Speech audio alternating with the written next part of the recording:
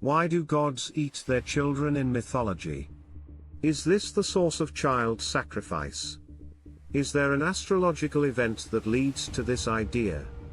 Eating children or killing fathers occurs in lots of mythological texts. Freud's theory of the Oedipus complex is based on the Greek myth of Oedipus, a king who accidentally killed his father and married his mother. Sigmund Freud believed that the metaphorical killing of the father was a necessary part of creating social order and preventing further killings. Sigmund Freud, you wanted to kill your father in order to be your father yourself. Now you are your father, but a dead father. In monkey, lion groups where a single male leader is killed or replaced by a young. Probably this was the case in human groups before collaboration became more vital. Olympians versus Titans. The anima, spirits, are the forces that animate things.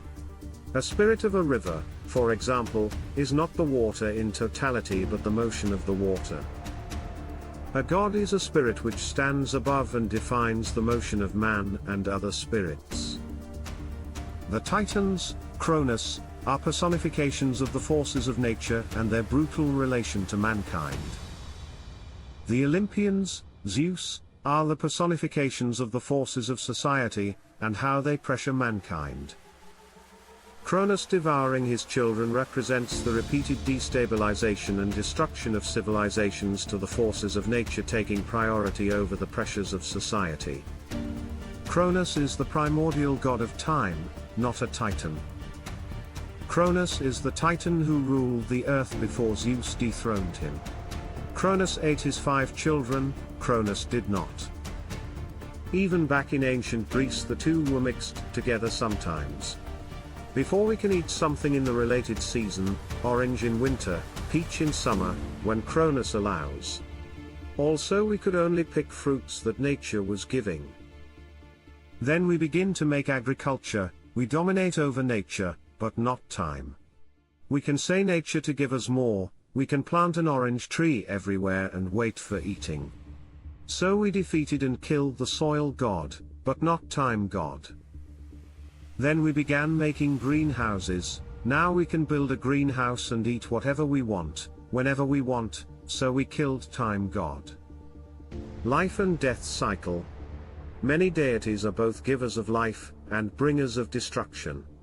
Time, embodied by Cronus will give you origin, but then you'll age, and time will eventually take your life. Eating one's own children is probably the greatest example of savagery, something that no one in a society would ever even consider doing. Sad but true, lots of animals eat their children. Like the cycle in nature, these cycles occur in heaven's sky, among gods. Old gods get overthrown by new ones all over the world. Horus over Set, Marduk over Tiamat, Cronus over Ouranos and then Zeus over Cronus. Titans and older gods like Tiamat also tend to represent the primordial chaos of creation or the chaotic state of the natural world, while the new gods that overtake them represent the establishment of order and conquest over the natural world. It is probably a result of nomadic, hunter-gatherer changing to settled communities. Yahweh was originally just one deity in an early Semitic pantheon that got slowly merged together until only one deity was left after the exile.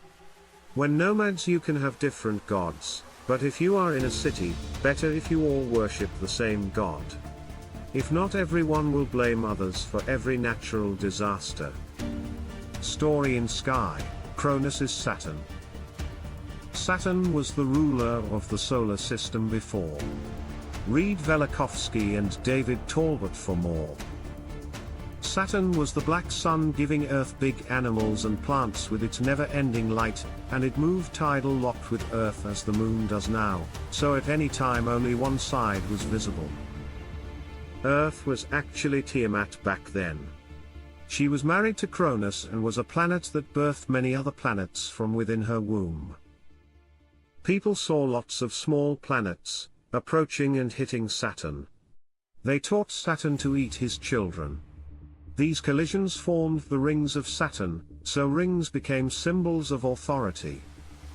From outer space, Jupiter, Zeus approached, and it was hidden behind Earth, so Saturn cannot see him.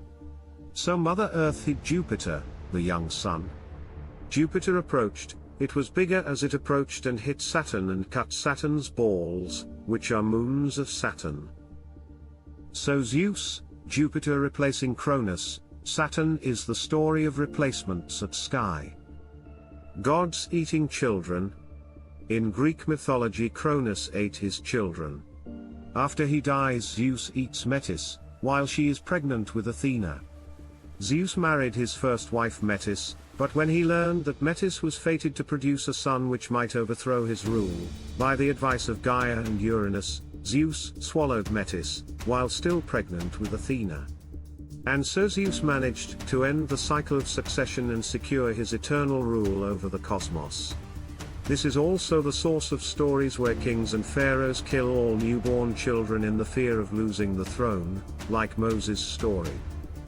Sometimes you must think literal, very literal. Saturn and Jupiter were really eating their children. It means as planets were crushing with their moons and moons were vanishing. Ancient people mostly simulated the stories in the sky, so child sacrifice was mimicking gods in the sky.